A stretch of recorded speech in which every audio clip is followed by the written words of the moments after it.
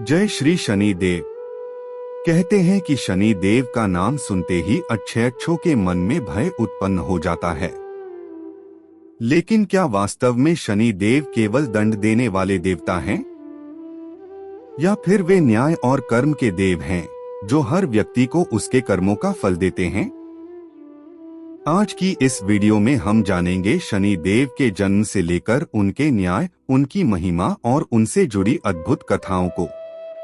Video अंत तक जरूर देखें, क्योंकि अंत में बताएंगे कि शनि देव को प्रसन्न करने के सबसे सरल उपाय क्या हैं। शनि देव का जन्म। सूर्य देव का विवाह संज्ञा देवी से हुआ था। सूर्य के तेज को सहन करना संज्ञा के लिए अत्यंत कठिन था। इसलिए उन्होंने अपनी छाया को अपने स्थान पर छोड़ दिया और स्वयं तपस्या करने चली गईं। छाया देवी से शनि देव का जन्म हुआ। कहा जाता है कि जब छाया देवी गर्भवती थीं, तब उन्होंने वर्षों तक भगवान शिव की कठोर तपस्या की। इसी कारण गर्भ में पल रहे शनि देव पर तपस्या का गहरा प्रभाव पड़ा। जब शनि देव का जन्म हुआ, उनका वर्ण अत्यंत श्याम था। सूर्य देव ने उन्हें देखकर संदेह किया और छाया देवी का अपमान किया। इस घटना से शनि देव अत्यंत दुखी हुए, लेकिन उन्होंने अपने पिता का अनादर नहीं किया। शनि की दृष्टि का प्रभाव। एक दिन शनि देव ने पहली बार सूर्य देव की ओर दृष्टि डाली।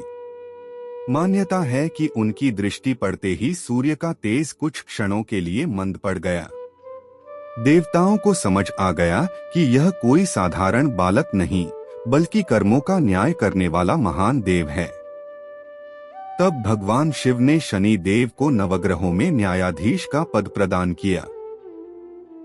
शनि क्यों देते हैं दंड?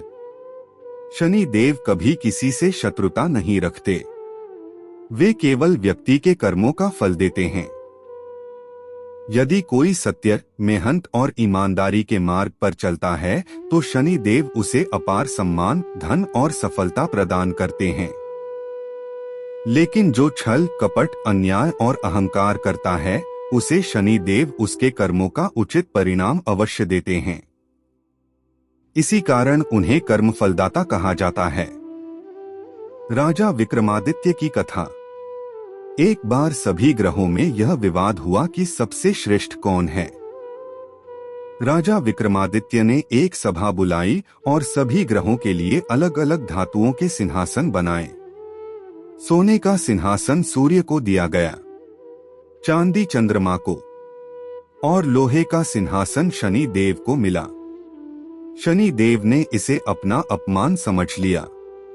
कुछ समय बाद राजा विक्रमादित्य पर शनि की साढ़ेसाती आई। राजा ने अपना राज्य, धन और सम्मान सब कुछ खो दिया। उन्हें अनेक कष्ट सहने पड़े, लेकिन उन्होंने कभी धर्म और सत्य का साथ नहीं छोड़ा। जब साढ़ेसाती समाप्त हुई, तब शनि देव स्वयं प्रकट हुए और बोले, राजन, मैंने तुम्हारी परीक्षा ली थी, तुम सफल हुए। उन्होंने राजा को पहले से भी अधिक वैभव प्रदान किया। हनुमान जी और शनि देव। जब हनुमान जी लंका में थे, तब शनि देव रावण की कैद में थे। हनुमान जी ने उन्हें मुक्त कराया। बाद में शनि देव ने हनुमान जी की शक्ति की परीक्षा लेनी चाहिए।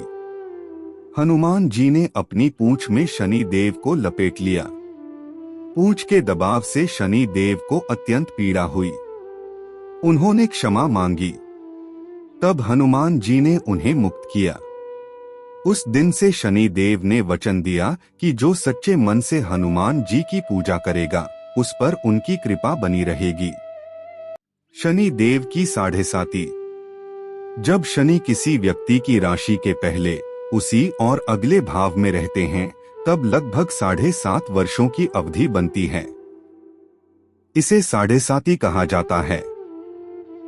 यह समय केवल कष्ट देने के लिए नहीं होता। यह व्यक्ति को धैर्य, अनुशासन, मेहनत और आत्मबल सिखाने का समय भी होता है।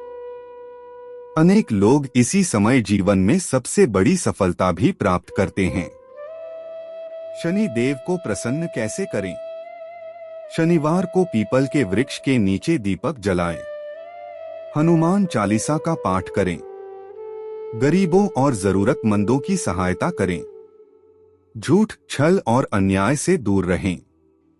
काले तिल, उड़द और सरसों के तेल का दान करें।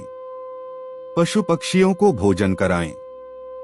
सबसे महत्वपूर्ण उपाय है अपने कर्मों को शुद्ध रखना। शनि देव कभी किसी के शत्रु नहीं होते, वे केवल हमारे कर्मों का न्याय करते हैं। यदि हमारे कर्म अच्छे हैं तो शनि देव से बड़ा शुभचिंतक कोई नहीं।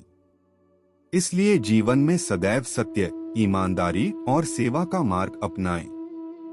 यदि आपको यह कथा पसंद आई हो तो वीडियो को लाइक करें, अपने मित्रों और परिवार के साथ शेयर करें और सनातन धर्म संस्कृति चैनल को सब्सक्राइब करना न भूलें। जय श्री शनि देव।